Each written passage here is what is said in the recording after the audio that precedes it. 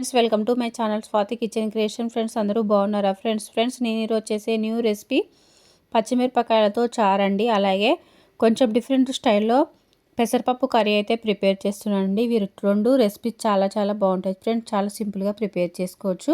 నేనైతే అక్కడ ఒక కప్పు పెసరపప్పు తీసుకున్నానండి. ఒక బౌల్లో యాడ్ చేసుకొని 2-3 టైం బాగా వాష్ చేసుకొని ఒక 10 to 15 మినిట్స్ పక్కన పెట్టేసుకోవాలి. చిల్లీస్, కొత్తిమీర, ఆనియన్స్ కట్ చేసుకొని పక్కన పెట్టుకోవాలి. ఫ్రెండ్స్ మా వీడియోని లైక్ చేయండి, షేర్ చేయండి. మా ఛానల్ ఫస్ట్ టైం చూస్తే సబ్స్క్రైబ్ చేసుకొని సపోర్ట్ చేయండి friends.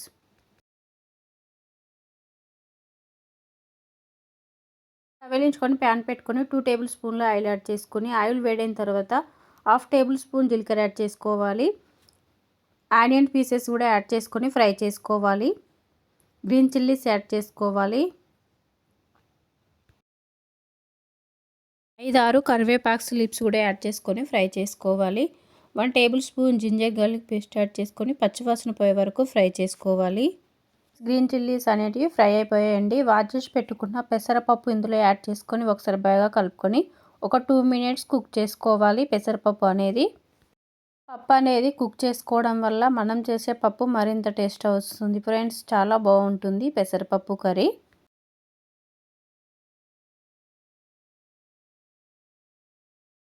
Table spoon turmeric powder add చేసుకోవాలి. 1 table spoon red chilli powder add చేసుకోవాలి. 1 టేబుల్ స్పూన్ ధనియా పౌడర్ యాడ్ చేసుకోవాలి. 1 టేబుల్ స్పూన్ సాల్ట్ కూడా యాడ్ చేసుకొని ఒకసారి బాగా కలుపుకోవాలి.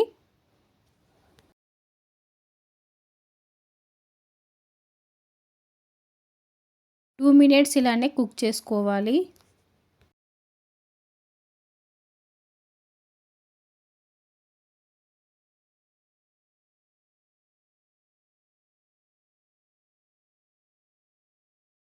కొత్తిమీర కూడా యాడ్ చేసుకొని ఒకసారి బాగా కలుపుకొని వాటర్ యాడ్ చేసుకొని 5 to 6 మినిట్స్ కుక్ చేసుకోవాలి.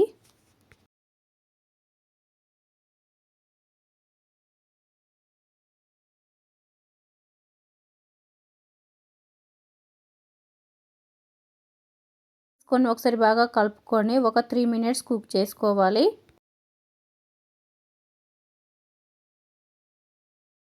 పప్పు అనేది కుక్ అయిపోయిందండి. ఒకసారి బాగా కలుపుకొని ఒక 1/2 table spoon garam masala add చేసుకొని ఒకసారి బాగా కలుపుకోవాలి.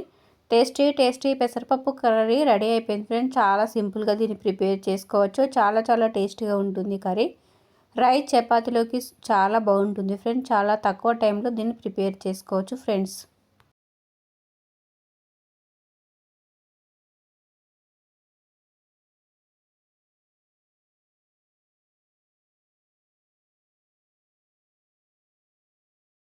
స్టవ్ ఆఫ్ చేసేసుకొని వేరే బౌల్లోకి తీసేసుకోవాలి.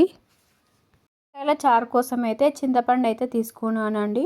చింతపండు ఒక బౌల్లో యాడ్ చేసుకొని 2 టైం వాష్ చేసుకొని ఒక 5 మినిట్స్ నానబెట్టుకోవాలి. స్టవ్ వెలిగించుకొని ప్యాన్ పెట్టుకొని 1 టేబుల్ స్పూన్ ఆయిల్ యాడ్ చేసుకోవాలి. ఆయిల్ వేడైన తర్వాత 1 టేబుల్ స్పూన్ జీలకర్ర యాడ్ చేసుకొని 4 to 5 గ్రీన్ చిల్లీస్ యాడ్ చేసుకొని ఫ్రై చేసుకోవాలి.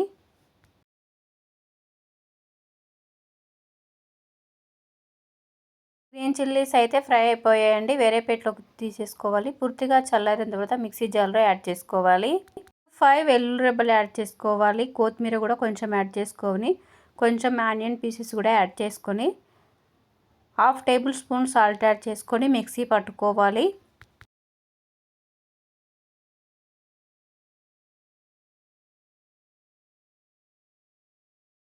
ఉంటే సరిపోతుందండి. ఇప్పుడైతే చింతపండు రసం అయితే తీసుకోవాలి. చింతపండు రసం అంతా వేరే బౌల్లో యాడ్ చేసుకోవాలి.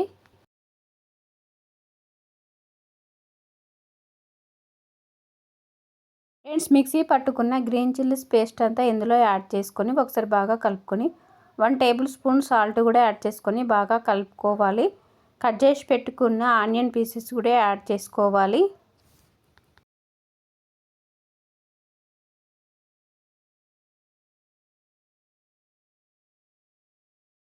ఫ్రెండ్స్ తాలింపు కోసం అయితే స్టవ్ వెలిగించుకొని ప్యాన్ పెట్టుకొని 2 టేబుల్ స్పూన్ల ఆయిల్ అయితే యాడ్ చేసుకోవాలి.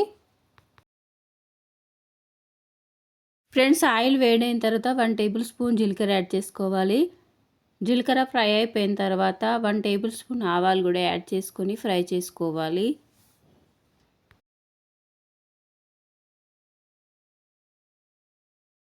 5-6 కరివేపాకు లీవ్స్ కూడా యాడ్ చేసుకొని ఫ్రై చేసుకోవాలి.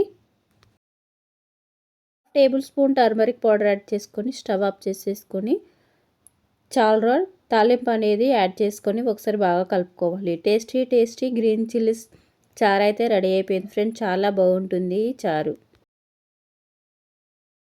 ఎప్పుడు చేసుకునే స్టైల్లో చారు కాక కొంచెం డిఫరెంట్గా ఇలా పచ్చిమిర్చితో చారు చేశారంటే చాలా బాగుంటుంది ఫ్రెండ్స్. రైస్లోకి చాలా బాగుంటుంది పప్పు కాంబినేషన్గా. ఫ్రెండ్స్ మా వీడియోని లైక్ చేయండి, షేర్ చేయండి. మా ఛానల్ ఫస్ట్ టైం అయితే సబ్స్క్రైబ్ చేసుకొని సపోర్ట్ చేయండి ఫ్రెండ్స్.